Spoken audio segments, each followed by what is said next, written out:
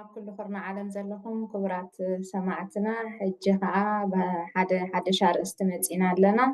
እዚ ሕጂ ሎማዓንቲ ነቕርበልኩም መደብ ክሳብ መወዳእታ ክትከታተሉ ብፍቕሪ ኣምላኽ ነዕድመኩም ኣለና። ምሳና ዘለው ይሕዋትና ሓውና ዳንኤል ሓውና ቴድሮስ እዮም። እንኳዕ ብድሓን መጻኹም ይሕዋትና። በቲ መንፈስ ኣምላኽ ዝገለጸልኩም መሰረት ነቲ ዘለኩም ሓሳባት ከተካፍሉና ፈቃደኛታት ስለዝኾንኩም እግዚአብሔር ይባርኽኩም። ሎሚ ሒዝናልኩም መፂና ዘለና ርእስቲ ክቡራት ሰማዕትና ፀረ ክርስቶስ እቲ ፀረ ክርስቶስ መን እዩ ዝብል እዩ። ኣዝዩ ኣገዳሲ ኣርእስቲ እዩ እሞ ደጊምና ክሳብ መወዳእታ ክትከታተሉና ንዕድመኩም። ፀሎት ጌርና ክጅምር ኢና እሞ ንፀሊ። ኣነ ፀሎት ክገብር ቅዱስ ቅዱስ ዘለኣለማዊ ኣምላኽና ክብሪ ምስጋና ዕቤት ንዓኻ ይኹን። እንሆ ነዚ ግዜ እዚ ንስኻ ስለ ዝሰራዕካልና ተመስገን። በዚ ሎማዓንቲ እነቕርቦ ትምህርቲ ንኣሕዋትና ንስኻ ንኸናፍሮም ክትቀብእ ስጋን ደምን ስልጣን ከይህልዎ መንፈስ ቅዱስካ ክዛረብ ንፅሊ ኣለና። ንሰማዕትና ከዓ ልቦም ከተዳሉ በዚ ሎማዓንቲ ነቕርቦ ክመሃሩ ክባረኹ ንሂወት ንምድሓን ክኸውን ከዓ ንፅሊ ካብ መጀመርታ ክሳብ መወዳእታ መደባትና ንስኻ ሕለፎ ንዓኻ ነረክበካ ኣለና። ብሽንቲ ተፍቅሮ ወድኻ የሱስ ኣሜን። ሓራይ ኣሕዋትና ደጊመ እንኳዕ ድሓን መጻኹም ይብል እሞ በዛ ናይ ፀረ ክርስቶስ መን እዩ ኣብ ዝብል ኣርእስቲ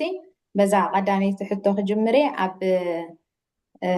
መልእኽቲ ዮሃንስ ምዕራፍ 2 ፈቅዲ 18 እንታይ ይብለና? ኣብ ቀዳማይ ማለት እዩ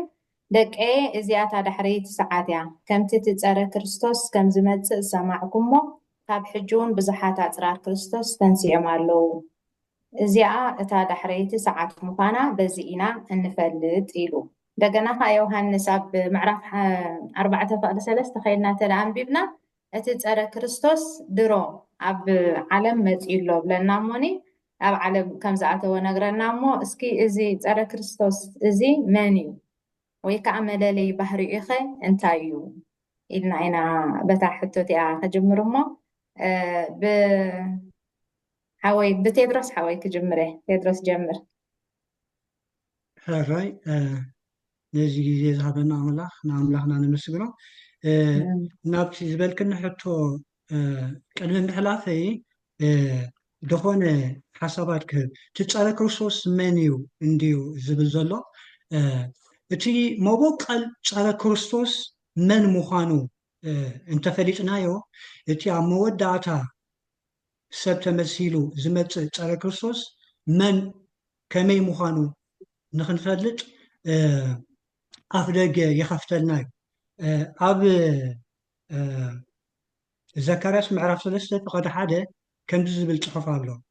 ንኢያሱ ሊቀ ካህናት ኣብ ቅድሚ እቲ መልኣኽ እግዚኣብሔር ደው ኢሉ ከሎ ኣርኣየኒ፣ ሰይጣን ከዓ ክፃረሮ ኣብ የማኑ ቆይሙ ነበረ ይብል። ሕጂ እቲ ፀረ ኣምላኽ ዝኾነ ፀረ ክርስቶስ ዝኾነ መን እዩ እንተኢልና ሰይጣን እዩ።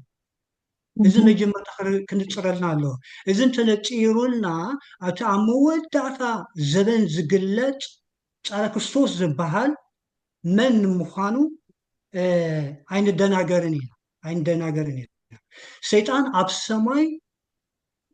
እቲ ምፅራር ጀሚርዎ ከም ኣምላኽ ክኸውን ደልዩ ናይ እግዚኣብሔር ኣምላኽነትን ዕቤትን ክወስድ ተመንዩ ሽዑ ንመላእኽቲ ኣስሒቱ ሰቢኹሎ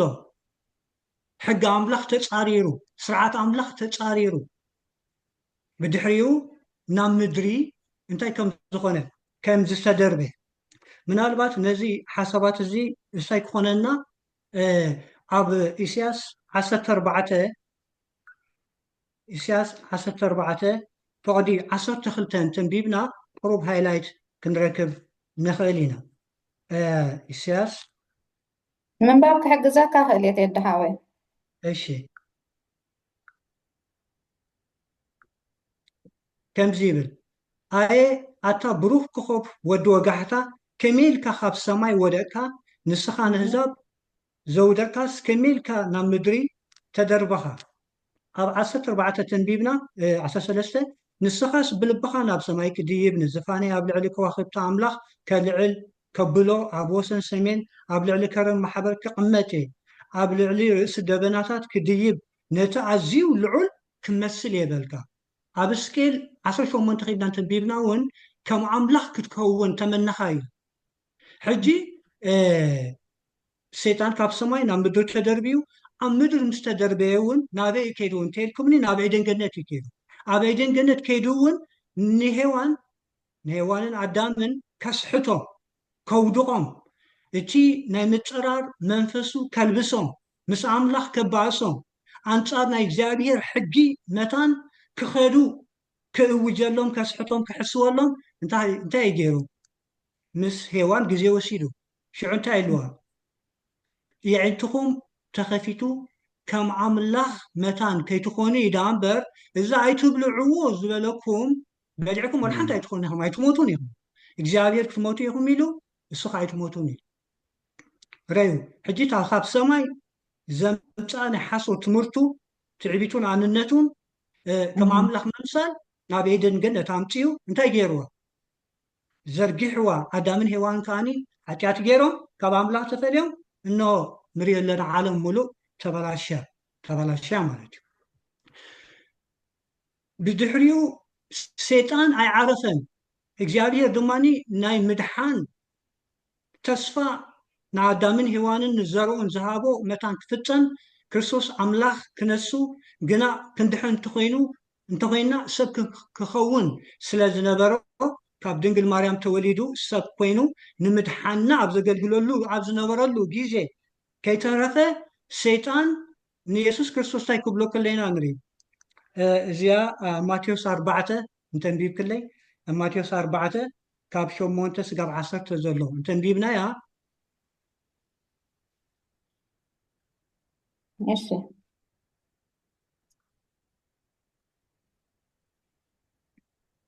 ዲያብሎስ ከም ብሓድሽ ናብ ኣዝዩ ነዊሕ ከረን ወሲዱ መንግስታት ኩሉ ዓለምን ክብረትን ኣርኣዮሞ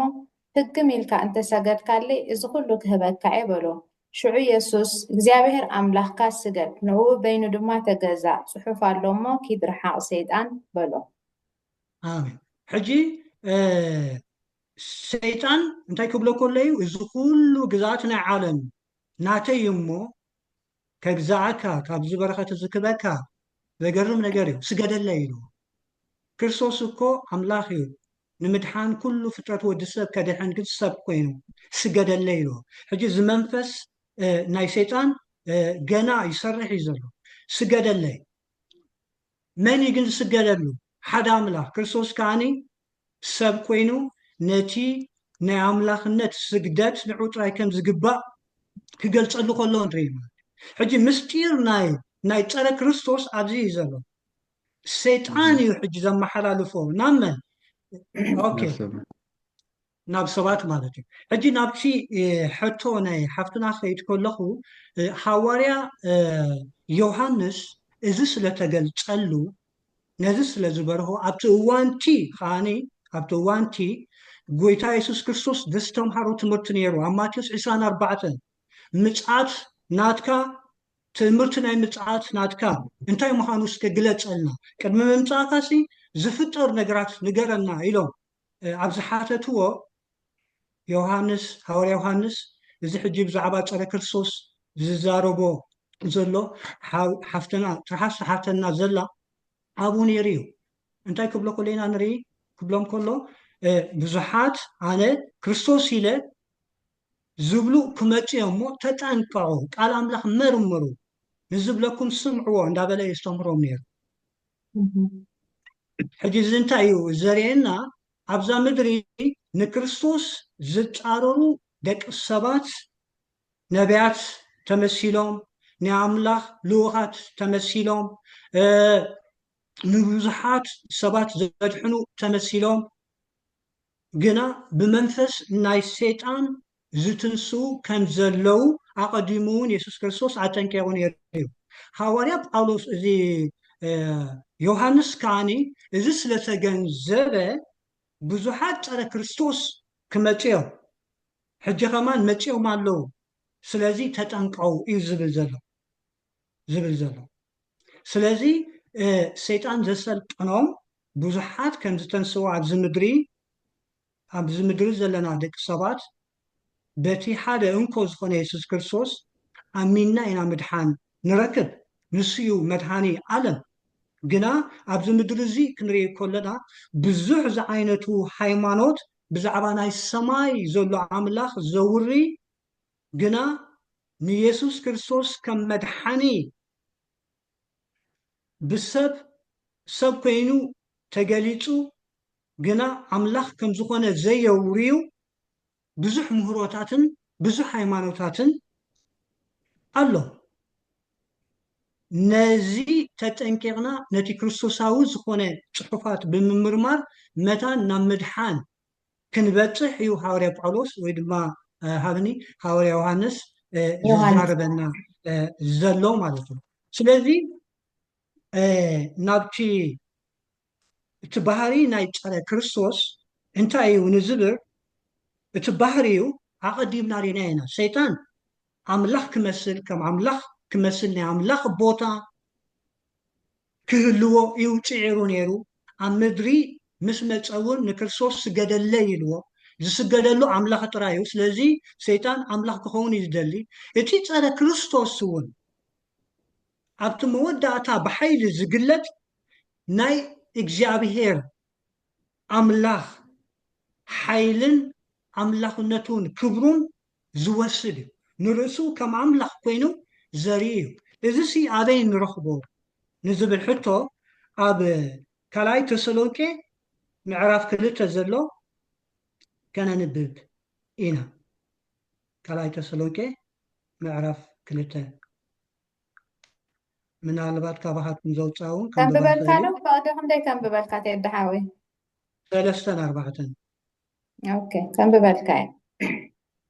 ቅድም ክሕደት ከይኮነ እቲ ርእሱ ኣምላኽ ምዃኑ እናርኣየ ኣብ መቕደስ ኣምላኽ ክሳዕ ዝቕመጥ ኣምላኽን ቅዱስን ኣብ ዝበሃል ዘበለ ዝትንስእን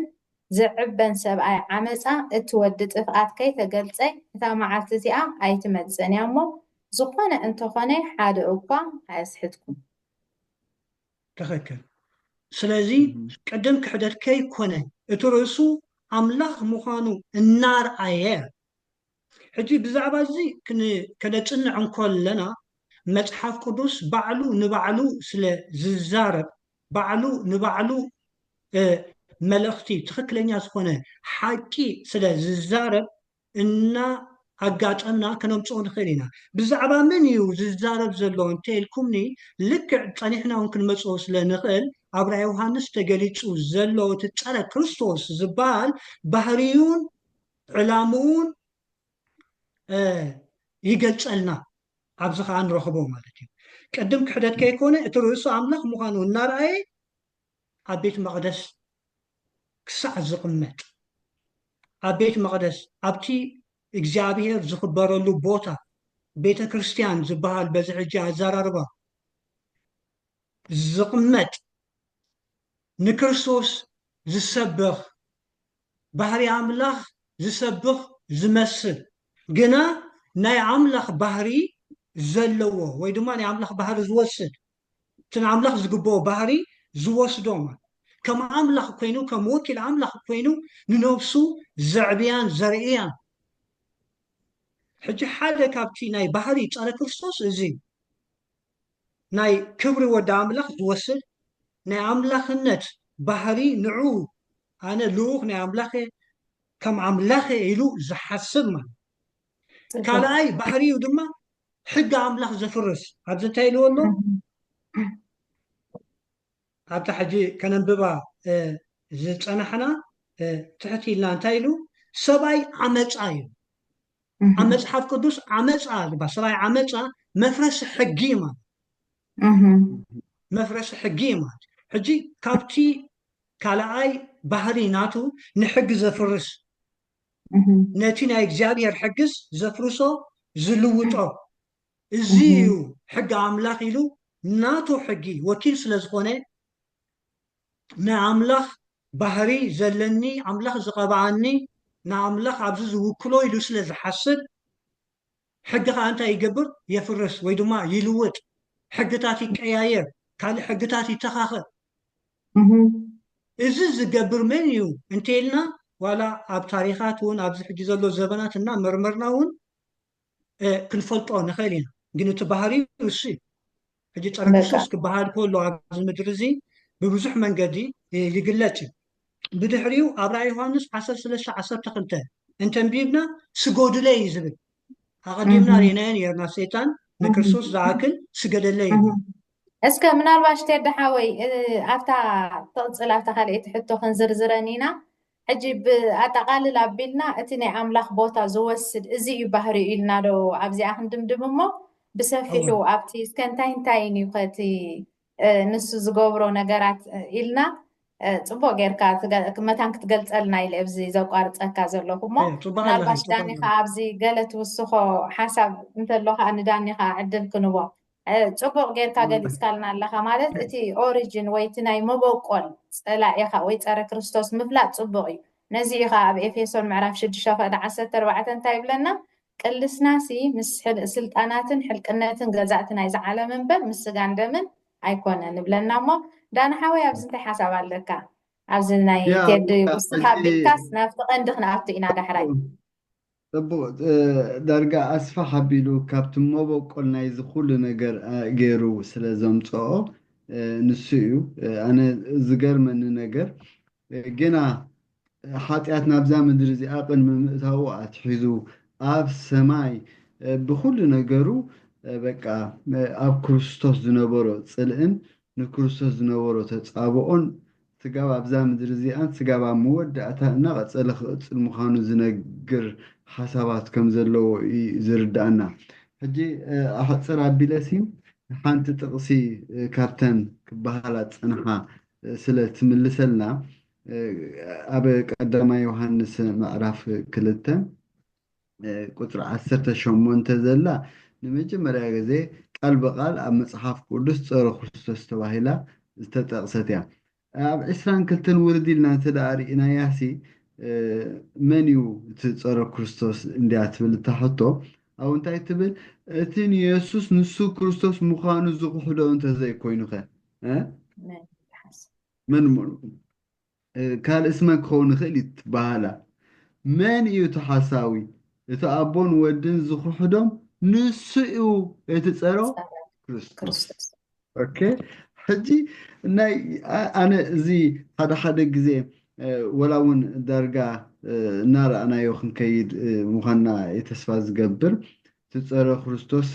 ኣበይ እዩ ዝግለፅ ኣቃውምኡ ወይ ድማ ብፍላይ እታ ኣብ ካልኣይ ተሰሎንቄ ዘላ ብብዙሕ ክትንክፋ ፀኒሑ ሓወይተዲ ከምኡ ዓይነት ነገራት ትርእዮታት ኣሎ ኣብ ቤተ ክርስቲያን እቶም ንነዊሕ ዘመናት ከምቲ ዝግባእ ንመፅሓፍ ቅዱስ ኣፅኒዖሞ መርሚሮሞ ተረዲኦሞ ነቲ ምድሓንሲ ፅቡቅ ገይሮም ኣስተማቂሮሞ ኢልካ ክትብል ትፀንሑ እሞ እቲ ኣብ ክርስቶስ ዘለዎ ማረኣያ ብጣዕሚ ባይታ ወሪዱ ክትሪኦ ከለካ ብጣዕሚ ኢካ ትስንብድ ሕጂ ቃል በቃላ ንክርስቶስ ብስጋ ከም እተገልፀ ዘይኣምን ዘይቅበል ንሱ ካብኡ ዝበለ ካልእ ሓሳዊ ክህሉ ኣይክእል ንሱ እዩ እቲ ፀሮ ክርስቶስ ኢሉ ብግልፂ ኣቐሚጥዎ ኣሎ ክንደይ ዘይተኣደነ ብዙሕ መግለፅታትን ናይ ፀሮ ክርስቶስ ባህርያት ዘለዎ ነገራት ክህሉ ይኽእል እዩ ግን ንእሽተይ ኣብዚኣ ከይበልክዋ ክትሓልፍ ዘይደልያ ፀረ ክርስቶስ ማለት እንታይ ማለት እዩ ሕጂ እታ ፀረ ትብል ቃል ንቃላ ኣንፃር እንድያ ተስምዕ ኣንፃር እያ ተስምዕ ግን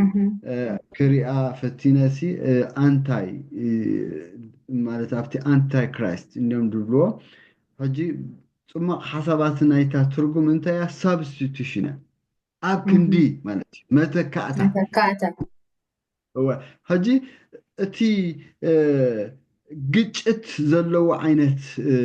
ኩነት ኣይኮነን ደስምዕ እንታይ እዩ ኣብዚ ልዕሊ ማንም ኣብዚ ዘመን እዝን ወይ ድማ ንናይ ክርስትና ቀንዲ መሰረትን እንተደኣ ኣርጊፅና ከነስተብህለሉ ፈቲና ፀላኢ ካብ ግዳም ኣይመፅእን እዩ ምክንያቱ ዝሓለፈ እዋን ኣብ ናይ ትምህርት ሰንበት ብዛዕባ እዚ ክንብል ከለና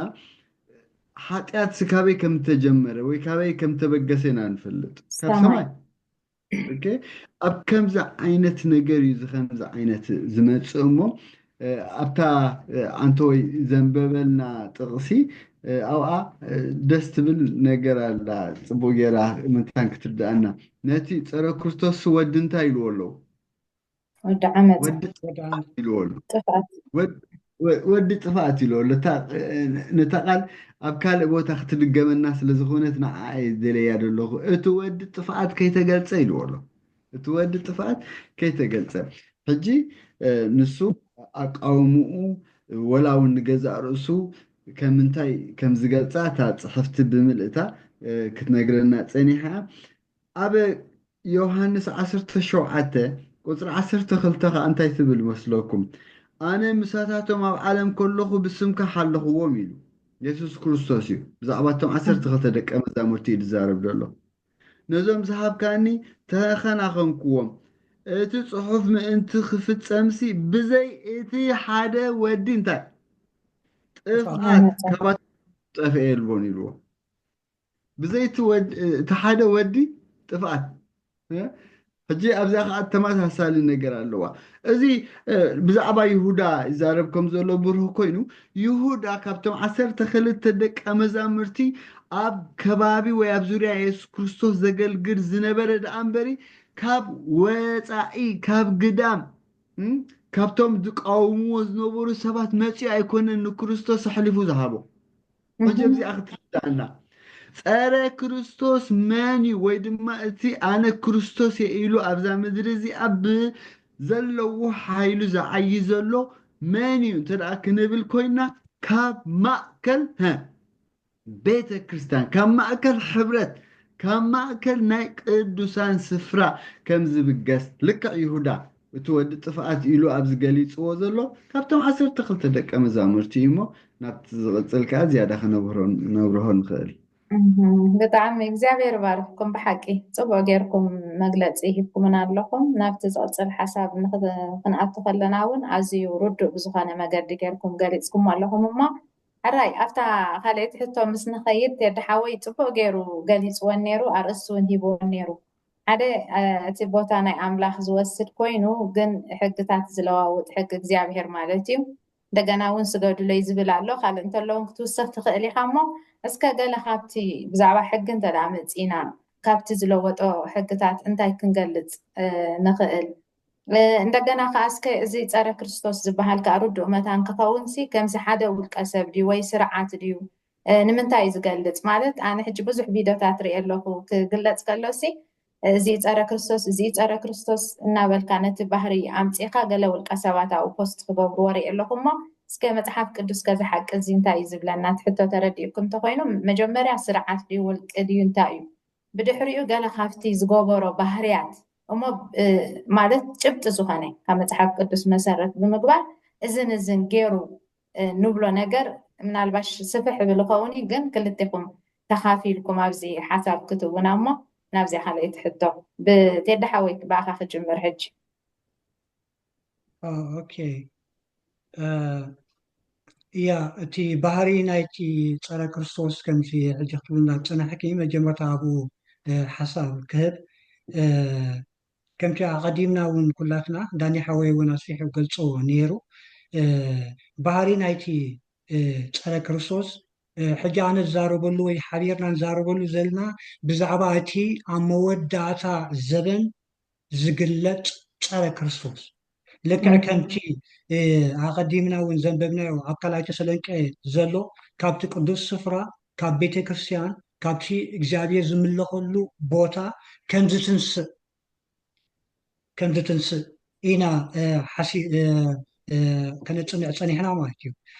ሕጂ ተኻልኣይ ባህሪ ድማ ስገዱለይ ከም ዝብል ስገዱለይ እቲ ኣሰጋግዳ ብዙሕ ዓይነት ኣሰጋግዳ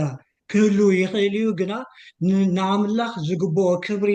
ንርእሱ ዝወስድ ማለት እዩ እቲ ንኣምላኽ ዝግብኦ ክብሪ ንርእሱ ዝወስድ ኣብ ራእይ ዮሃንስ 13 ፍቅዲ 12 እንተንቢብና ናይ ፀረ ክርስቶስ ኣብ ራእይ ዮሃንስ 13 ብዛዕባ እዚ ይዛረብ እንድዩ ብዕምቀት ኣብኡ ፅኒዕና ክንረኽቦ ንኽእል ኢና ገለ ሃይላይት ግን ክንወስድ ራእይ ዮሃንስ 12 ፈቕዲ ኣይሚን 13 ፈቕዲ 12 ከምዚ ይብል ኣብ ቅድሚኡ ድማ ብዘሎ ስልጣን እቲ ቀዳማይ ኣራዊት ይገብር ንሱ ነቲ እታ ቁስሊ ሞይቱ ዝሓወየሉ ቀዳማይ ኣራዊት ከዓ ምድርን እቶም ካብኣ ዝነብሩን ከም ዝሰግድሉ ይገብሮ እቲ ፀረ ክርስቶስ ሓደ ውልቂ ሰብ ኣይኮነን ካብቲ መጀመርታ ቤተክርስትያን ክትፍጠር ኮላ ከምቲ ዳኒ ዝብሎ ዝነበረ ተንስኡ ነይሩ እዩ ብዙሓት እዮም ኣፅራት ክርስቶስ ንክርስቶስ ብስጋ ዘይተቐበልዎ በቲ ኣብቲ እዋንቲ ዝነበሮ ርድኢት ሃዋርያ ጳውሎስ ዮሃንስ ንክርስቶስ ብስጋ ዘይተቐበልዎ ዘበሉ ማለት ስጋ ከም ዝመፀ ዘይኣምኑ ዘበሉ ኩሎም ኣፅራር ክርስቶስ ናይ ፀረ ክርስቶስ ፍረ ምዃኖም ይገልፅ እዩ እቲ ፀረ ክርስቶስ ኣብ ዘበነ ዘበኑ ባህርያቱ እናለወጠ ይግለፅ እዩ ኣብቲ ቅዱስ ስፍራ ተገሊፁ ክነሱ ኣብ ዘበናት እናተቀያየረ ይመፅ እዩ ኣብቲ መወዳእታ ዘበን እውን ኣብቲ ቅዱስ ስፍራ ነቲ ቤተክርስትያን ዝመርሕ ኮይኑ ዘገልግል ኮይኑ ዝትንሲ እዩ ሕጂ እቲ ባህሪኡ ስገድሉ እዩ ዝብል ልክዕ ከምቲ ኣቐዲምና ክንሪኦ ዝፀናሕና ሰይጣን ንክርስቶስ 10 ግዜ ዝደጋግማ ዘለኹ መታን ክስወጠና ኢለ ስገደለይ ዝበሎ ልክዕ እዚ ድማኒ ነቶም ምእመና ብስሕተት ትምህርቲ እናስ ተምሃረ ንኣምላኽ ዝግብኦ ክብሪ እናስ ወሰደ ክስገደሉ ዝእዝዝ እዩ ማለት እዩ እቲ ወሲኹ ዝገብሮ ባህሪኡ ድማ ዓበይቲ ትእምርትታት ከም ዝገብር እሱ ድማ ኣብ ራእይ ዮሃንስ 13 ፈቐዲ 13 እንተንቢብና እንታይ እዩ ዝብል ካብ ሰማይ እውን ዓበይቲ ትእምርትታት ከም ዝገብር ተኣምራት ከም ዝገብር ሰባት እውን ብኡ ከም ዝድነቑ ሰይጣን ክርስቶስ የሱስ ተመሲሉ ዝመፀሉ ግዜያት እውን ኣለውኮ ብዙሓት ሰባት ክርስቶስ መፂኡ ኢሎም ዝዝንግዕሉ ዝሽወድሉ ግዜታት እውን ኣለኮ እቲ ፀረ ክርስቶስ ዘይገብሮ ነገራት የለን ብሓይሊ መን እዩ እንተልኩምኒ ብሓይሊ ሰይጣን ብሓይሊ መንፈስ ናይቲ ዓብይ ዲያብሎስ ፀረ ኣምላኽ ዝኾነ ፀላኢና ማለት እዩ እንደገና ቀፂሉ ኣብ ራእይ ዮሃንስ 13:14 እንተንቢብና እቲ ናቱ ባህሪ መስሓቲ እዩ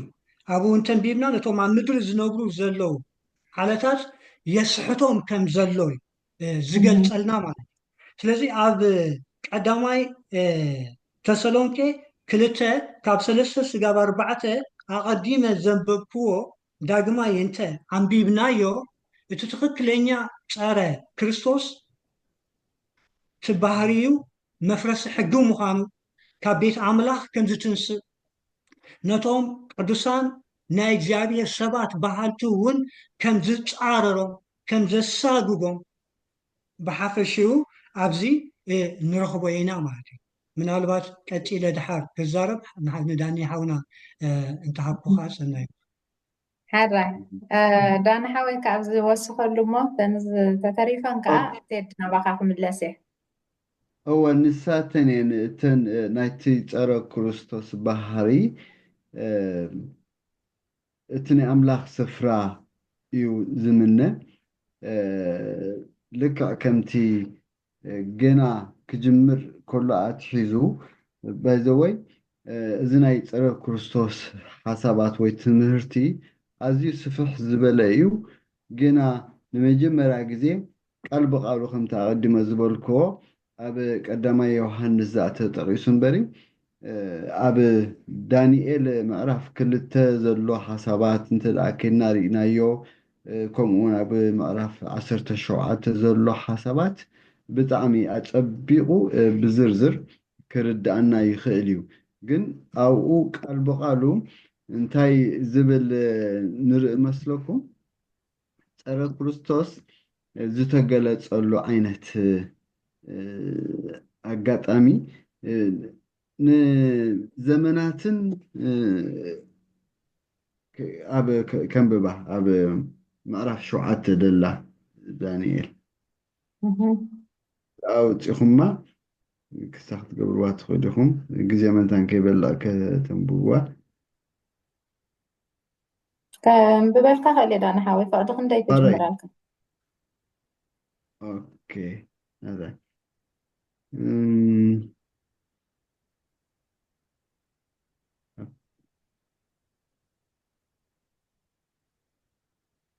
እንታይ ትብል እታ ዘመናትን ሕጋጋትን ክልውጥ ከዓ ክሕልን እዩ እያ ትብል እታ ቃል በቃላ ሕጂ ባይዘወይ ኣብዚኣ ሓደ ነገር ኣብዛ ምድሪ እዚኣ ብዘለዎ ሓይልን ብዘለዎ ምልክን ክገብሮ ንዝኽእል ነገር እዩ ክገብር ዝፍትን ወይ ድማ ከም ሓደ በዓል ስልጣን እቲ ናይ ፈንጠርጠር ናይ ምባል ዓቕሙኡ ደኣ እዩ ዝፍፅም እምበሪ ኣብ ቅድሚ ኣምላኽን ኣብ ቅድሚ ህዝቢ ኣምላኽን ግና እዚ ዋጋ ዘለዎ ነገር ከም ዘይኮነ ክርዳእና ኣለዎ ምክንያቱ ቃል በቃላ ክሕልን እዩ ዝብሎ ኣብ ቅድሚ ኣምላኽ ነዚ ንሱ ዝሓለኖ ነዚ ንሱ ዝወጠኖ ኣብ መወዳእታ እዝን እትን ክኸውን ኣለዎ ኢሉ ዝወሰኖ ውሳኔ ኣብ ቅድሚ ኣምላኽን ኣብ ቅድሚ ህዝቢ ኣምላኽን ምንም ትርጉም ዝበሃል የብሉን ግን ልዕሊ ማንም ስልጣን ከም ዘለዎ ግና ብዘለዎ ሓይሊ ነዛ ምድሪ እዚኣ ክቆፃፀራን ኣብ ትሕቲ ናቱ ምልክ ክትከውን ከዓ ብዙሕ እዮ ከምዚ ዓይ ዝነግረና ሰባት እዩ ሞ ቴዲ ኣቐዲሙ እቲ ናይ ስግደት ጠለብ ይጠልብ ንሕጊ ከዓ ከም ድሌቱ ገይሩ ከምቲ ንሱ ዝደልዮ ሎሚ ሕጂ ብዛዕባ ናይ ንዛረብ ኣለና ንሱ ቁሩብ ቴክስታይ ክኾነና ይኽእል እንድዩ ግና ካብታ ዝሓተትከ ሓንቲ ግን ክትስገር ዘይብላ እንታይ ኢሉሲ መን ይፀረ ክርስቶስ ሕጂ እቲ መሪሕነት ክኸውን ይኽእል እዩ እንተኾነ ግና ብዛዕባ ኢንዲቪጁዋል ኣይኮንና ንዛረብ ብዛዕባ ግለሰብ ብዛዕባ ሕጂ ብኩሉ ነገሩ ንሰብ ርኢኻ በቃ እዚ ፀረ ክርስቶስ ኢልካ ብምባል ደይኮነ ክግለፅ ዘለዎ ብዛዕባ ሲስተም ኢና ንዛረብ ዘለና ሲስተም ኦኬ ሕጂ ካብ ቤተ ክርስቲያን ወይ ድማ ካብ ሕብረት ቅዱሳን ካብቲ ናይ ኣምላኽ ስፍራ ከም ዝለዓል እንተ ደኣ ኣቐዲምና ኢልና ፀኒሕና ኮይና ንሱ ድማ ቤተ ክርስቲያን ምዃኑ እዩ ካቢኔት ቤተ ክርስቲያን እዩ እንተ ደኣ ዝያዳ እናረኣናዮ ርኢና ብፍላይ ከዓ ምስ ዳንኤል ምዕራፍ 2 ቁፅሪ ምዕራፍ 7 ዘሎ ሓሳባት እንተ ደኣ ከነፅንዖ ፈቲና እዚ ብግልፂ ዝዛረቦ ነገር ስለዝኾነ ብፍላይ ከዓ ድሕሪ እተን 4 መንግስታት ዳንኤል ራእይ ወይ ድማ ሕልሚ ክሓልም ከሎ ዝነበረ ንዝክር ኢና ባቢሎን ሽዑ ሜዶን ፋርስ ሽዑ ግሪክ ሽዑ ሮም ካብታሮም ከዓ 10 ኣቕርንቲ ኣብቲ ፅሑፍ ኣብን ከሎ ኣቐሚጥዎሎ እተን ኣቕርንቲ ማለት መንግስታት እየን ካብተን 10 ቀርኒ ግን እቲ ሓንቲ ቀርኒ ነተን ካልኦት 3 እንታይ ገይራ ኣጥፊኣ ንሳ ልዕል ዝበለትሉ ኣጋጣሚ ሽዑኡ ኣብ ከመይ ዓይነት ኩነት እያ ዝያዳ እናስፋሕፍሐታ እንተ ደኣ ኢልና ኣብቲ ናይ ቤተ ክርስቲያን ዝያዳ ንዓየትን ንዓመመትን እያ ከይዳ ሕጂ ምስቲ ናይ ካልኣይ ተሰሎንቄ ዘሎ ሓሳባት ዝሰማማዕ ነገር እንድዩ ሕጂ እቲ ንሳ ዘስፈነቶ ዓይነት ኣሰራርሓ እቲ ሲስተም ሰባት እንተ ደኣ ዝኽተልዎ ኣልዮም ኮይኖም ንዕኡ ኢና ሕጂ ከም ፀረ ክርስቶስ ንብሎ ዘለና ወላ እውን ሓደ ከም ዘይኮነ እንታይ ደኣ ብዙሓት ከም ዝኾኑ ኣብ ቁፅሪ 18 ብፕሉራል ወይ ድማ ብናይ ብዙሓት ኣገላልፃ ገይሩ ተገሊፁሎ እንታይ ኢሉ ኣሎ ደቀ እዚኣ እታ ዳሕረይቲ ሰዓት እያ ኢሉ ከምቲ እቲ ፀረ ክርስቶስ ከም ዝመፅእ ሰማዕኩሞ ካብ ሕጂ እውን ብዙሓት እንታይ ኣፅራር ክርስቶስ ተንሲኦም ኣለው ይብል ኣሎ እሞ ሕጂ ምክንያቱ ዘለና ግዜ ብጣዕሚ ኣዝዩ ፀቢብ ስለ ዝኾነ በዚ ኣፅር ኣቢልካ ክግለፅ ዝኽእል ኣይኮነን እምበር መብዛሕትኡ ግዜ ፀረ ክርስቶስ ክመፅእ ኢልና ንብሕጂ ክኸውን ዘለዎ ነገር ጥራይ ንሓስብ ግን እንታይ ዝብሎ ዝብል ጌና ከማን ተገሊፆም ኣለው ይብል ኣሎ እሞ ነዚ ብምሉኡ ኣብ ነፍሲ ወከፍ ግዜ ብብዝሒ ፀረ ክርስቶሳት እናተገልፁ እዮም ፀኒሖም ኣራይ ፅቡቅ እንዳንሓወይ ኣምላኽ ባረካ ምናልባሽ እታ ናይ ዘመናት ክልውጥ ምዃኑ ትብል ናይ ዳንኤል ምዕራፍ 7:25 እሞ ከንብባ ኣብቲ ልዑል ከዓ ናይ ትዕቢት ቃል ክዛረብ ነቶም ናይ ልዑል ቅዱሳን ድማ ከፅንቶም ዘበናትን ሕጋጋትን ክልውጥ ከዓ ክሕልን እዩ ንሳቶም ክሳዕ ዘመናትን ፈረቓ ዘመንን ኣብ ኢዱ ክወሃቡ እዮም ትብል ሕጂ ግልፂ ክኾነልና እስከ ገለ ሓደ ካብቲ ናይ ዝተለወጦ ናይ ሕጊ ናይ እግዚኣብሔር ኣምላኽ እሞ ትፀረ ክርስቶስ ዝለወጦስ ከም ኣብነት ክንጠቕሶ ንኽእል ተደኣ ሃልዩ ተየዳሓወይ ነዚ ሓሳብ እዚ ሒዝካ ክትምላእ ኣለና እወ ማለት እዛ ሓሳብ እዚኣ እዛ ሕጂ ዝሓተትክና ከይተመለሰት እቲ ፀረ ክርስቶስ መን ምዃኑ ክንፈልጦ ኣይንኽእልን እያ ሕጂ ቁሩብ ንድሕሪ ክንምለስ ግን ምስ ግዜና እኳ ክንጓየ ኣለና መስለኒ ሰይጣን ዲያብሎስ ንክርስቶስ ኢየሱስ ከጥፍኦ ብዙሕ ፈቲኑ እዩ ግን ኣይኮነሉን ክርስቶስ ግን እቲ ዘምፅኦ ናይ ምድሓን በጃ ከፊሉ ተዓዊቱ ንብዙሓት ናብ ምድሓን ኣምፅኡ ንሰማይ ዓሪግ እዩ ብድሕሪኡ ሰይጣን ኣይዓረፈን ንክርስቲያናት ነቶም ቀዳሞት ሓዋርያት ናይ ክርስቶስ ኣገልገልቲ ዝተዋሃቦም ሓደራ ብግቡእ እናመሓላለፉ እናኣገልገሉ ብዙሓት እናድሓኑ ኣብ ዝኸድሉ ዝነበሩሉ እዋን ተናዲዱ ሓሪቑ ነቲ ናይ ምድሓን እምነት ናይ የሱስ ክርስቶስ ቃል ከጥፍእ ከሳድዶም ጀሚሩ እዩ በቶም ናይ ኣምላኽ ሰባት ዝበሃሉ ዝነበሩ ኣብቲ እዋን ተዋሂዳውያን በቶም ኣብቲ እዋንቲ ዝነበሩ ንእስራኤል እውን ንዓለም ሙሉእ ተቆፃፂሮም ንእስራኤል እውን ተቆፃፂሮማ ዝነበሩ ሮማውያን ገይሩ ከሳድዶም ጀሚሩ እዩ በዚ እውን ኣይተዓወተን ብድሕሪኡ እናተሳደዱ ብዙሕ ፈተና መከራ እናመፅኦም ክነሱ ብዙሓት ክርስቲያናት ግን ይፍልፍሉ ነይሩ ኢቭን ካብቶም ሮማውያን ወታደራት ይኹኑ ዝለዓለ ሓላፍነት ዝነበሮም ንክርስቶስ ስዕብዎ ነይሮም እዮም እዚ ሃዋርያ ጳውሎስ ዝገብሮ ዝነበረ ኣገልግሎት እዩ እንደገና ኣብ ታሪክ ዓለም ክንረኽቦ ንኽእል ኢና ኣብዚ እዋን እዚ ሰይጣን ይሓርቕን ይሓዝንን ነይሩ ዝመሃዞም ምህዘት እንታይ እዩ ኣብቲ እዋን ድሕሪ ሃዋርያት ናይ እግዚኣብሔር ኣገልገልቲ ብዙሓት ደቂ መዛሙርቲ ፈርዮም ንዓለም ሙሉእ ዝሰኩላ ዝነበሩ ብዛዕባ ናይ ክርስቶስ ምድሓን ቤተክርስትያናት ክፍጠራ ጀሚረን ኣብቲ እዋንቲ ዝተፈጥረት ቤተክርስትያን ዝተሰረተት ቤተክርስትያን በቶም ሃዋርያትን ብድሕሪኦም ዝነበሩ ኣገልገልትን ናይ ካቶሊክ ቸርች ምስታ ሮማዊት ወታደራዊ ስልጣን ዝነበራ እዛ ቤተክርስትያን ድማ ምስኣ ምሕዝነት ሒዛ ተላዒላ ኣብዚ እዋን እዚ ሰይጣን እንታይ ክገብር ከሎ ንርኢ ነቶም ብክርስቶስ ድሒኖም ምድሓን ተቐቢሎም ንኻልኦት እውን ንኸገልግሉ ቤተክርስትያን ዝፈጠሩ ኣገልገልትን መራሕትን መንፈሱ ከእትወሎም ከሎ ኢና ንርኢ እዚ ኣቐዲሙ ሓውና ዳኒ ዝገልፆ ዝነበረ እግዚኣብሔር ንባሮቱ ምስጢሩ ከይገለፀ ወላ ሓንቲ ክገብር ስለዘይፈቱን ስለዘይፈቀድን ኣቐዲሙ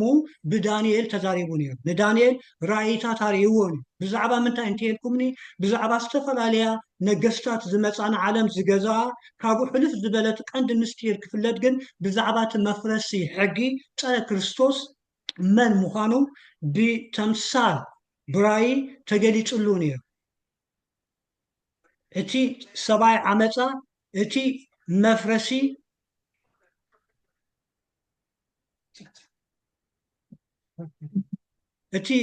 መፍረሲ ኣቐዲሙ ክግለፅ ምዃኑ ንሕግን ዘበናትን ክልውጥ ከም ዝፍትን ንሕጊ ኣምላኽ ከዓኒ ከም ዘፍርስ ኣቐዲሙ እግዚኣብሔር ተዛሪቡ ነይሩ። ቅድሚ ጎይታና የሱስ ክርስቶስ ምውላዱ ቅድሚ 600 ዓመት ማለት እዩ። ከመይ ዓብዪ ኣምላኽ መታ ንሕና ከይነዳናገር መታ ናብዚ ሕጂ መወዳእታ ዘበን ዘሎ ምህሮ ሓሶት ናይ ሰይጣን ኣብ ቤተ ክርስቲያን በቶም ኣገልገልቲ ዝበሃሉ ዘምፆ ዘሎ ምህሮታት ተደናጊርና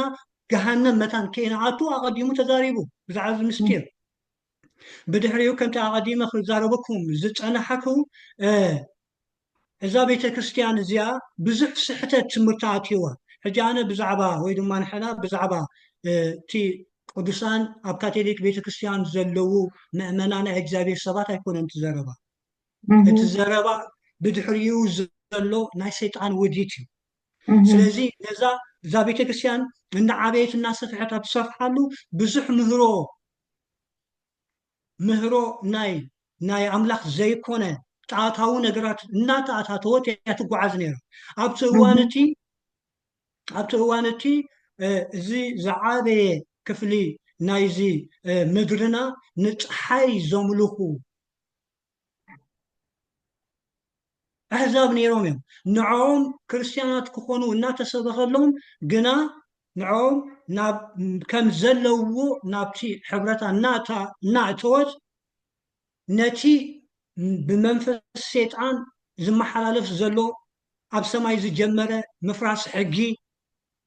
ናይ እግዚኣብሔር ሕጊ ምፍራስ ኣብዛ ቤተክርስቲያን ክእትዎ ከሎ ኣብቲ እዋን እቲ እንታይ ክትእውጅ ከሎ ኢና ንርኢ ናታ ሕጊ ክትእውጅ ከላ ንርኢ። ኣብ መፅሓፍ ቅዱስ ከነፅንዕ ከለና ሰብ እግዚኣብሔር ዝሃቦ ትእዛዝ ኣሎ ኣብቲ 10 ትእዛዛት ኣብዛ ምድሪ እዚኣ እንታይ ዝፈረሰ ሕጊ ኣሎ እንተኢልና እስከ ንመርምር። እግዚኣብሔር ንሰብ ክፈጥሮ ከሎ ቀዳመይቲ መዓልቲ ፈጢሩ ብሻብዒቲ መዓልቲ ናይ ሰሙን ዓሪፉ ንዓኻ ባሪኽዋ ቀዲስዋ ሰንበት ኢሉ ከዓኒ ሰሚይዋ ካብተን 6 መዓልትታት ፈልይዋ 6 መዓልቲ ዕዩ ሻብዒቲ መዓልቲ ከዓኒ ዕረፍ ኢሉ ዓዚዙና። እዛ ብናይ ካቶሊክ ቤተክርስቲያን መራሕትን ኣገልገልትን ጳጳሳትን ዝሃብዎ ኣዋጃት ኣሎ። ኣብቲ ናቶም ካቴኪዝም ዝበሃል ዓብይ መፅሓፍ ናይ ዶክትሪን ናቶም ዝሓዘ ከድካ ከተንብብ ከለካ ባዕሎም ዝምስክርዎ ሕጂ እውን ኣብ ማስ ሚድያ ይኹን ኣብ ቅድሚ ኣሽሓት ሰባት ዋዒሎም ዝዛረብዎ ኣሎ። ናይ እግዚኣብሔር ሰንበት ዓይነት እያ እታ ሻብዒቲ መዓልቲ ሰንበት እያ። ንምንታይ ዳ ሰብ በዛ ሳንዴይ ትበሃል ቀዳመይቲ መዓልቲ ሰሙ ብናይ ዕብራይስ ዮም ሪሾን ትበሃል ብናይ ሓበሻ እሁድ ትበሃል ብግእዝ ዘብዕል ዘሎ ወይ ድማኒ ዝዓርፍ ዘሎ ዝብል ሓሳብ እንተምቲና ካቶሊክ ቤተክርስቲያን በትናቶም ስልጣን ካብ ኣምላኽ ዝወሰድናዮ ስልጣን ዝተቐበልናዮ ስልጣን ስለ ዘለና ካብ ሻብዒቲ መዓልቲ ናብ ቀዳመይቲ መዓልቲ ሰሙን ለዊጥና ያና ኢሎም ኣዊጆም ዓለም ሙሉእ ከዓኒ ዋላቶም ክርስቲያናት ዝበሃሉ በዛ ቀዳመይቲ መዓልቲ ሰሙን ዮም ሪሾን ብናይ እስራኤል ቋንቋ እሁድ ብዕብራይስ ብግእዝ ሳንዴይ ትበሃል መዓልቲ የብዕል ኣሎ። ስለዚ እዚ ፀረ ክርስቶስ ነዚ ኣፍሪሱ ኣብ መወዳእታ ከዓኒ ነዚ ዝእውጅ ማለት እዩ። ነዚ ዝእውጅ ምናልባት ኣብ ራእይ ዮሃንስ ምዕራፍ 13 ዝህቦ ምስጢራት ኣሎ። እቲ ፀረ ክርስቶስ መለለይ ቁፅሪ ከም ዘለዎ ትንሱ ዝበሎ እንተዘይሰገደ ከም ዝሕተም ብዙሕ ዝዝረበ ነገራት ኣሎ። ግን እንታይ እዩ እቲ መፅሓፍ ቅዱስ ዝገልፀልና ብዛዕባ ምፍራስ ሕጊ እዩ። ከምቲ ቀዲምና ንዛረቦ ዝነበርና ሓውና ዳኒ እውን ዝዛረቦ ዝነበረ ኣብ ቃልኣይ ተሰሎንቄ ምዕራፍ 2 ተዛሪቡ ዘሎ እቲ ሰብኣይ ዓመፃ ነቲ መፍረሲ ሕጊ ንሱ ከይተገልፀ ምፅኣት ናይ ወዲ ኣምላኽ ኣይክኸውንን እዩ ዝብሎ ዘሎ ክንምርምሮ እዩ ዝግባአና ማለት እዩ። ስለዚ ናይ እግዚኣብሔር ሕጊ ኣይልወጥን እዩ ኣይቅየርን እዩ ኣሎ። ቅዱሳት ሰባት ንትእዛዛቱን ንሕጉን ብናቱ ፀጋ ዝሕለዉ ኣሎ። ሰንበት ኣምላኽ ናይ እግዚኣብሔር ሻብዒቲ መዓልቲ ምዃና ዝገልፁ ኣለዉ። ንሕና እውን ከምኡ ኢና ናይ እግዚኣብሔር ቃል ስለዘይልወጥ ማለት ናይ እግዚኣብሔር ቃል ስለዘይቅየር ማለት ስለዚ ኣብዛ ዓለም እዚኣ ተቐይራ ዘላ ሕጊ ኣብ መፅሓፍ ቅዱስ ከነፅንዕ ከለና ብግብሪ ከዓ ንሪኦ ዘለና ናይ እግዚኣብሔር ሰንበት ናብዛ ሳንደይ ትበሃል ተገሊፁ ዘሎ ተቐይሩ ዘሎ ማለት እዩ። ስለዚ እቲ መለለዪ ናይቲ ፀረ ክርስቶስ እዚ እዩ መፍረሲ ሕጊ እዩ። ኣብቲ መወዳእታ ዝበውን እውን ነዚ እዩ ከዳምቆ ማለት እዩ። ኣብቲ ናይ ጥፍኣት ናይ ሰይጣን ቀረባ ኣብ ዝኾነሉ ኢየሱስ ክርስቶስ ኣብ ዝመፀሉ ዝዕዮ ናይ ምፍራስ ሕጊ ድማ ይዓይሎ ይሰርሕ ኣሎ። ሎሚ ምናልባት ኣብ መወዳእታ ንብሎ ንኸውን ንመፅሓፍ ቅዱስ ክንምርምሮ ንሕጊ እግዚኣብሔር ክንምርምሮ ነቲ ቅኑዕ ዝኾነ ናይ እግዚኣብሔር ፍልጠት ክንሕዝ ብኡ ተናጊፍና ድማ ንክርስቶስ ከነገልግሎ ጎይታ ዝመሃሮ ትምህርቲ ኮኒ ተፍቅሩን እንተኮይንኩም ዘምሩለይ ኣይበለን። ተፍቅሩን እንተኮይንኩም ሸብሽቡለይ ኣብ ድሌትኩም መዓልቲ ኣይበለን። ተፍቅሩን እንተኮይንኩም ገንዘቡን ኣምፁለይ ሓግዙኒ ይብል። ተፍቅሩን እንተኮይንኩም ትእዛዛተይ ሓልው እዩ። ሕጂ ትእዛዝ ኣምላኽ ምሕላው እንተሃልዩ ምፍራስካ ኣሎ ማለት እዩ። ምፍራስካ ኣሎ ማለት እዩ። ስለዚ ዝፈረሰኸኒ እንታይ እዩ እንተኢልና እዛ ምድሪ እዚኣ ናይ እግዚኣብሔር ሰንበት እዩ። ናይ እግዚኣብሔር ሰንበት ብናይ እግዚኣብሔር ቃልን ትእዛዛትን ኣይፈርስን እዩ። ኣብዛ ዓለም እዚኣ ግን ከምኡ ኮይኑ ኣሎ። ስለዚ ነቲ ሓቂ ክንፈልጦ በቲ ሓቂ ከዓኒ ንኣምላኽ ከነገልግሎ ኣምላኽ ይሓግዘና። ኣሜን ኣሜን። ብሓቂ ተየዳሓወይ ኣምላኽ ባርኽካ ፅቡቅ ጌርካ ገሊፅካዮ። ምናልባሽ እዚ ናይ ሰንበት ቀሊል ነገር ኣይኮነን። ዓይነይቲ እያ ሓቀኛ ሰንበት ከመይ ኢላ ኣፈሪሳ እንታይ ኣለዋ ምስ ምድሓና ምትእስሳር ዝብል ሓደ መዓልቲ ከነምፅኦ ኢና ርእሱ ዝኸኣለ ኣርእስቲ። ሕጂ ግን ኣብዚ ናይ ካቶሊክ ክንብል ከለና ከምቲ ዝበልካዮ ንሕና ምስ ዝኾነ ውልቀ ሰብ ወይ ምስቲ ምእመን ኣይኮነን እቲ ፀረ ክርስቶስ እዩ ክንብል ኣይንኽእልን ኢና። ብዙሓት ብመፅሓፍ ቅዱስ ማእዚዞም ዝኸድዎም ክኾኑ ይኽእሉ። ብሓፈሻ በቲ ስርዓት እዩ። ሕጂ ኣነ እውን ማለት ክውስኸልካ እቲ ጭብጢ ከራጉደልካሲ ኣብቲ ናይ ዶክትሪን ናይ ባዕለይ ዘንበብኮ ማለት እዩ። እቲ ናይ ካቶሊክ ከይድና እንድሕር ርኢና እተን 10 ትእዛዛት ንባዕለን እተን እግዚኣብሔር ኣምላኽ ብኢድ ኣምላኽ ዝተፃሕፋ ኣብ ፅላት እምኒ እታ 4ይቲ ትእዛዝ ሰንበት ወፅያ እታ 10ይቲ ትእዛዝ ከዓ ኣብ 2 ተኸፊላ ድሓር ኣነ ሓቲተ ንምንታይ ከምኡ ኮይኑ ኢለ ዝተዋህበኒ መልሲ እግዚኣብሔር ሲ ፍቓድ ሂብና እዩ ማለት ስልጣን ኣለና ነቲ ናይ ሕጊ እግዚኣብሔር ኣምላኽ ሲ ክንልውጦ ከምኡ መልሲ ተዋሂብኒ ማለት እዩ እሞ ሕጂ ምናልባሽ ንሰባት ምድንጋር ከይፈጥር ንሕና ምስ ድኾነ ሃይማኖት ምስ ድኾነ ምእመን ከም ዝተቃወሞ የብልና። እንታይ ዳ ፀረ ክርስቶስ በቲ ናይ ቃል እግዚኣብሔር ኣምላኽ ወይ ሕጊ ኣምላኽ ዝፃረር ግን እዚ እዩ ኢልና ኢና ነቐምጦ ዘለና እሞ ዳንሓወይ ኣብ ዝተወስኾ ነገር ኣለካ ድዩ? ቅድሚ ናብታ ናይ መወዳእታ ሕቶ ምስጋረይ ውሽጥኻ ገለ ዝሓሰብካዮ ሓሳብ ከይህልወካ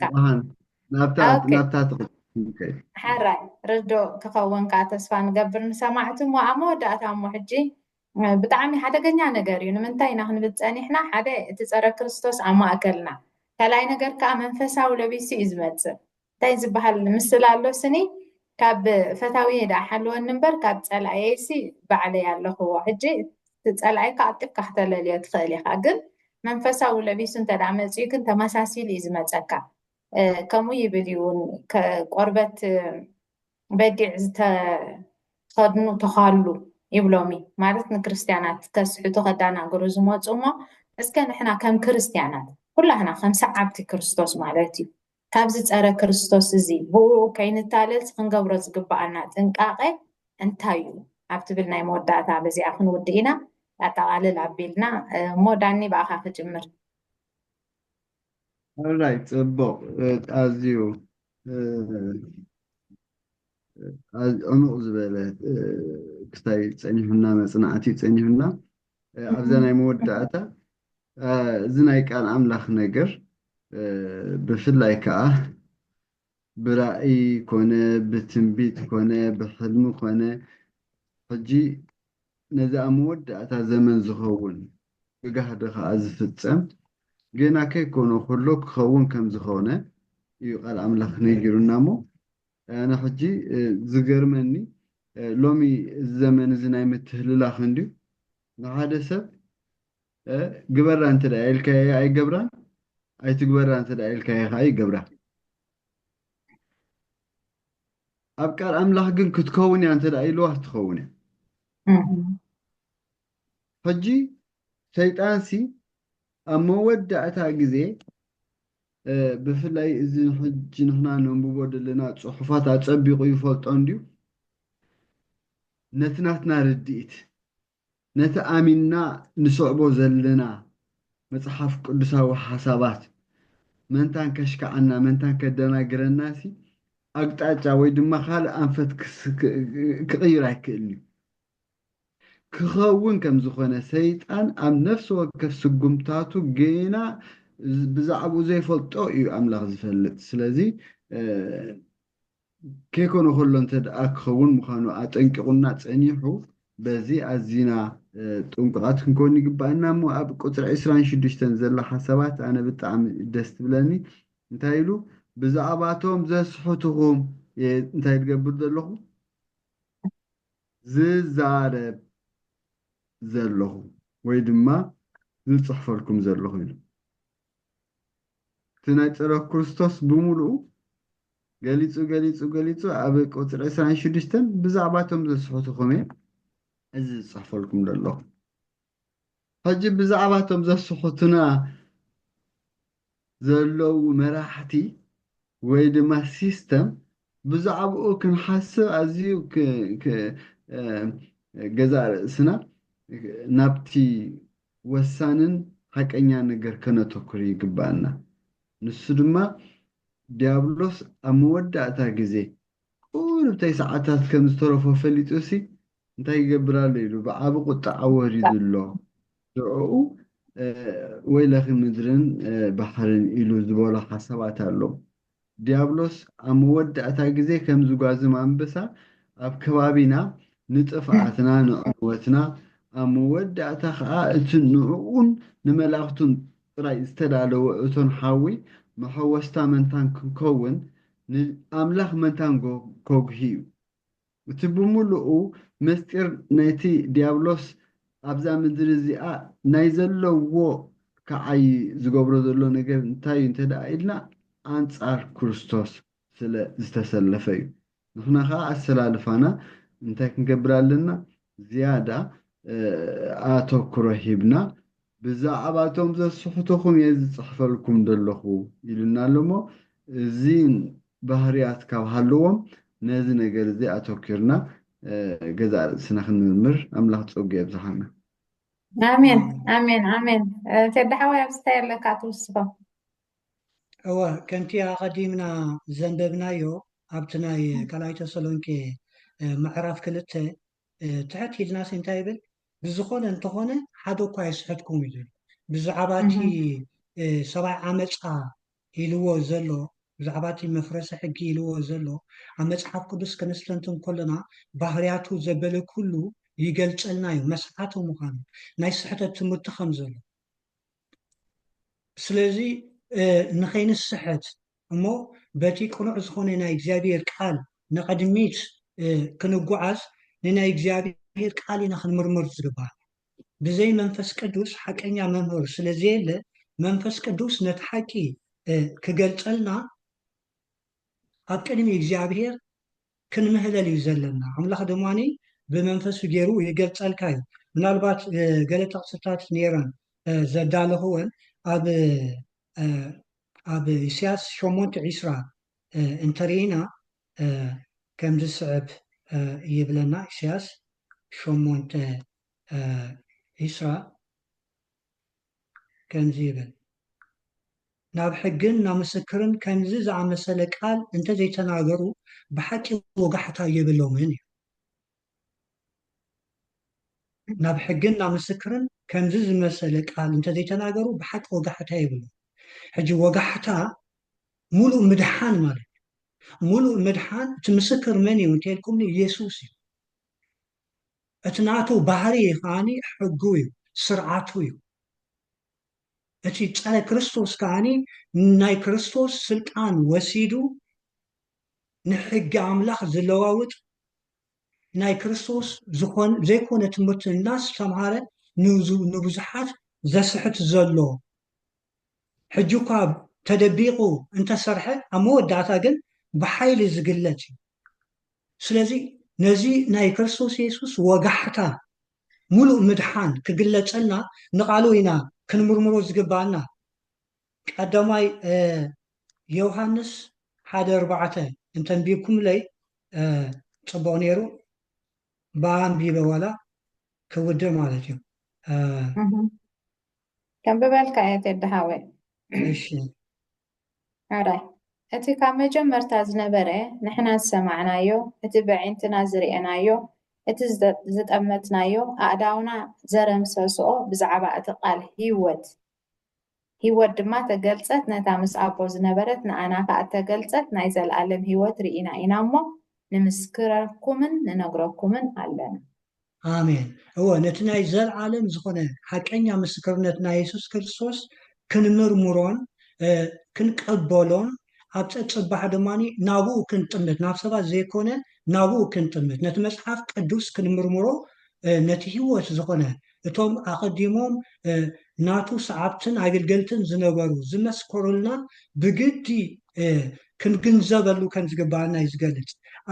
قداماي ملوك يوحنس 4:1 كنزيبل نامو داتا تقصي تخون أتوم فقراتي بزحات نبيات حصوت ناب عالم وچيوم علو همو اتوم منافستي كاب عملاق انتو خوينهم مرمور ونبر نمنفس دبلا كل عيتمنوه ون يبل حجي بزعبا نبيات حصوت تايكونا نتصنع زلنا قن بحفشو تي على كريستوس زبلا بزح چام كاريو زلو نبيات حصوت وناي كريستوس زيكونو كابتي على كريستوس زخونه ناي سيطان منشي سلا زخونو نتمنفس زبلا كنعملو ديكونا كنمرمرو يقبالنا لو مدما نمصحف قدوس بممرمر نتي مقلاص حقي كقلصلنا ناي እግዚአብሔር መንፈስ ቀረባና እዩ ኣብ ወንጌል ዮሐንስ 17:17 እንታይ ይዝብል በትሐቂ ቀድሶም ቃልካ ሓቂ እዩ ከምኡ ድማኒ ኣብ ዮሐንስ 3:34 እንታይ ይዝብል እቲ መንፈስ ኣምላኽ ዘለዎ ቃል ኣምላኽ ከም ዝዛረብ እዩ ዝገልጽና ቃል ኣምላኽ ከዓ ካብዛ ምሳና ዘላ መጽሓፍ ቅዱስ እዩ ዝመጽእ ስለዚ በትሐቂ ንጎይታ ክነገልግሎን ክንስዕቦን ንሓቅን ሓሶትን ፈሊና كنفلت نا إيجابية تصقع نصور كفنا يبزحنا آمين آمين إيجابية رباركم قروم زخنا حساب هيبكمنا أمود داتا داني عنتو إذا إسوانيرو ناي قدامي بيتروس حمشة شومون تخن ببيمو باخنو الدينا انتايبل ديابلوس اتمز عرفتكم زوحدة دولي خنزقات زمان بسا خوينو إيزاور اللومو تتنقاقون نقعون إيزبلنا أمو بفلاي كابز موداتا قزي أزينا خنطنقاق منقاح كم زلنا بسؤولت نحرفدنا خندقاقف كم زلنا على أملاخي نقرنا أمو زيابهر بتساقو يدقفنا زخبركم سمعتنا لو ما أنت زبالنا يا مدب أبزي ودينا لنا أبزي حجز عربنا لكم أرستكم أبقال زلوكم رئيتو حساب أبتي كومنت تزحفبنا زينا كلهم حواتك كافل كا شير بلوو وتساقا بيتانا يس كريستوسن فأوروبان حبرت منفس قدوسن مسكولاتنا يخون آمين آمين